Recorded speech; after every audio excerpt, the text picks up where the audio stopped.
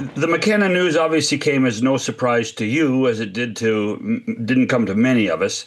How do you put what happened to Gavin and what is happening with the new CHL NCAA agreement proceeding? What do you make of it? Well, listen, I think first of all, you've got to just acknowledge how, Gavin McKenna is an exceptional player. And we're really proud to see that he came through our league and did very well. He was one of, John, I know you're a hockey historian. There aren't many players that have won CHL Rookie of the Year in their first year, and then the next year won Player of the Year. I think Sidney Crosby did it. Lafreniere might have done it, but there aren't many. So he's in rare company. And he made a decision that he felt was best for him. And I think we wish him well. We're going to be cheering him on next year. But I think we got to be a little bit careful that we don't, paint a variety of players that are that age with the same brush, because there are very, very few players that age, number one, who have the kind of success that he did in the CHL. And then also the kind of players who can thrive at that next level, in the NCAA. And so I don't think he's going to be the norm that other players should be measured against, and that where the future is going. I mean, when I look at this is definitely a changing landscape. Absolutely. We had a really good year at the draft. CHL does a really good job developing players to play pro hockey. We've been doing it for a long time, as you know. This year at the draft, 21 of 32 players came out of the CHL. So 66% of the first round came out of the CHL. And we don't really see that changing. If anything, we're tracking, and I'll talk a little bit about kind of what it looks like in terms of players coming into the league and players leaving the league. But, in fact, that number could grow in the future, because we're seeing an influx of elite players from across North America, specifically migrating to the CHL. So since the rule changed in November, and John, I want to correct you, because I've heard people talk about the CHL NCAA agreement. There's no real agreement. The CHL changed the NCAA changed the rule. Okay, and so the only reason I put it that way is that you and I, like, you've been in a dozen meetings. I know that Bill Daly has chaired lots of meetings that you've been attending, that NCAA teams have, and the NCAA has attended, trying to, trying to create and understand the landscape, though, right? Yeah, but I think the difference is that there isn't really anyone at the NCAA who speaks for the NCAA. I think this rule got changed by the lawyers and the administrators, not the hockey people. So it's the NCAA is a bit of a nebulous, entity that. So I think it would be great if we could sit down at the table with someone and talk about player movement. But right now that's just not really a possibility. So, the NHL has done a really good job of trying to get everyone in the system together to talk and see what the future would look like. But again, we're all in this world where we're trying to gauge, what's happening, and it's going to take some time for this to play out. Like, we don't exactly know where it's going to land.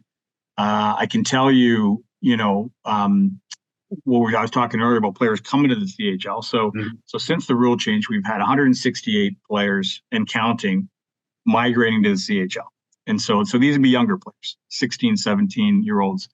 Coming, and they're coming from a few places. They're coming from the USHL, they're coming from the BCHL, they're coming from Canadian Junior, from prep schools.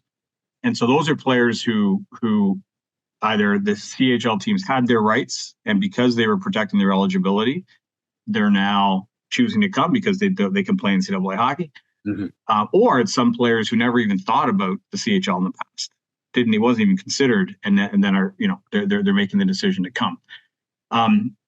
And then on the flip side, what we're seeing is we've lost about 150 players since the rule changed, and about 85% of those have aged out. They're either 19 or 20, and so 15% still have eligibility. There's right now, I believe there's 3 players who are in their draft year, and McKenna is one of them that have chosen to leave.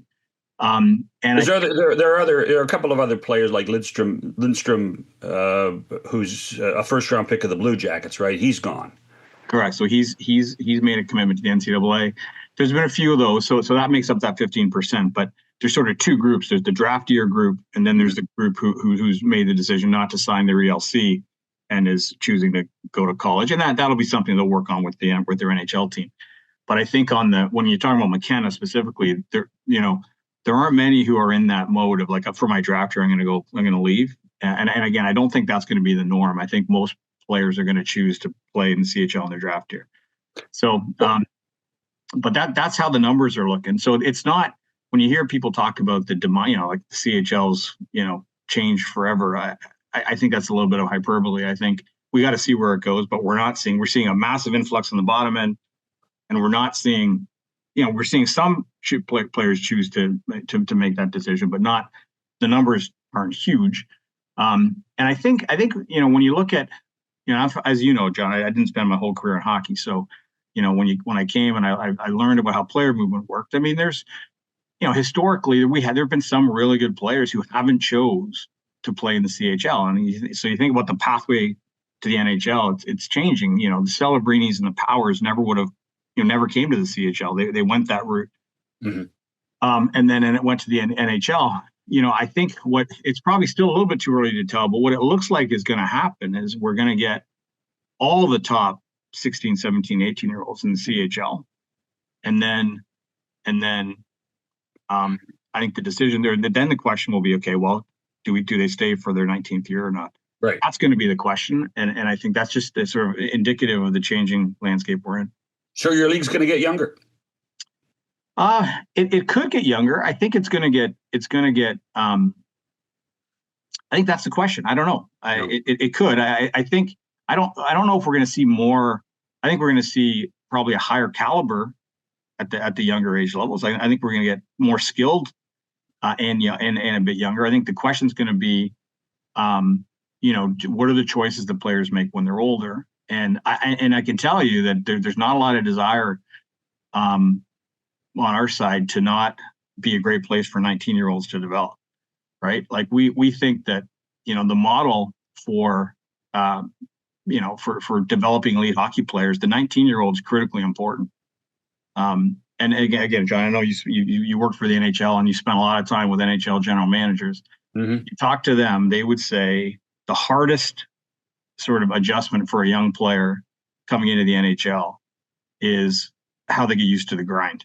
Like how do you get used to what's soon going to be an 84-game schedule, 4 rounds of the playoffs, right?